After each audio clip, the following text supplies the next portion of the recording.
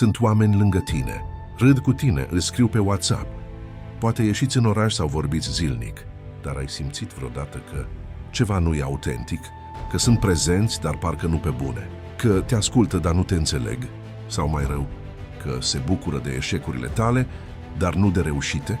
În acest video îți arăt 10 semne clare că prietenii tăi nu sunt adevărați. Și nu trebuie să fie toxici ca să-ți facă rău. Uneori, tăcerea, comparația sau lipsa de sprijin doare cel mai tare. Hai să vedem dacă ai în jurul tău prieteni reali sau doar actori în viața ta. Semnul numărul 1. Te caută doar când au nevoie. Dacă primești mesaje doar când au o problemă, vor un favor sau se plictisesc, e un semn clar. Prietenia reală nu e tranzacțională. Ai observat că unii dispar după ce obțin ce vor?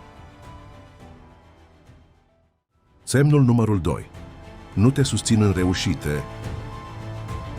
Când le spui ceva bun despre tine și schimbă subiectul, fac o glumă sarcastică sau îți diminuează realizarea, asta nu e modestie, e invidie mascată. Prietenii adevărați se bucură sincer pentru tine.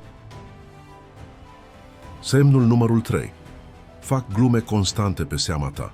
Un banc din când în când e ok, dar dacă glumele lor te fac constant de râs, te umilesc subtil sau îți scot în evidență defectele, ăla nu e umor, e lipsă de respect. Semnul numărul 4. Nu sunt acolo când contează.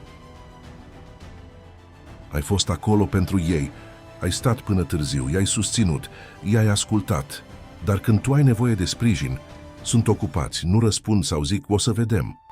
O relație dezechilibrată nu e prietenie. Semnul numărul 5. Te critică mereu, chiar și când nu e cazul. O critică constructivă vine din grijă, dar când orice faci e comentat, ironizat sau judecat, ai lângă tine un judecător, nu un prieten.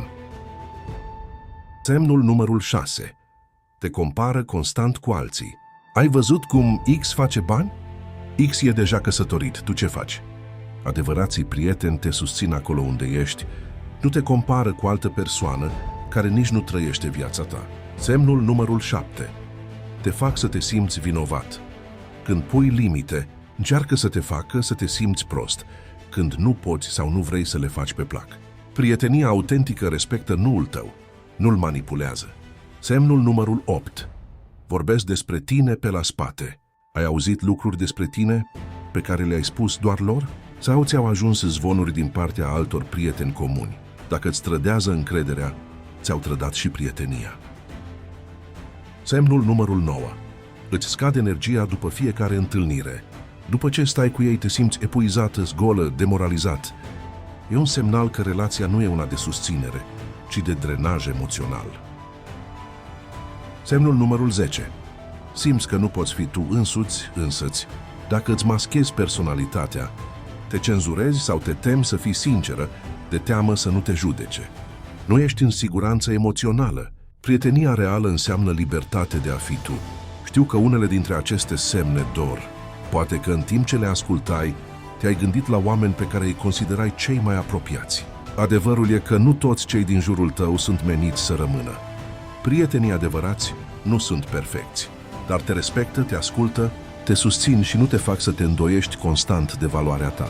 Dacă ți-ai dat seama azi că cineva din viața ta nu e un prieten real, nu trebuie să-l confrunți, nu trebuie să-l blochezi dramatic, doar îndepărtează-te ușor și fă loc pentru oameni autentici. Scrie-mi în comentarii la câte din aceste semne ai spus da, sau mai bine, ce înseamnă pentru tine un prieten adevărat. Dacă ți-a fost de folos, lasă un like, abonează-te și dă share cuiva care are nevoie să audă asta.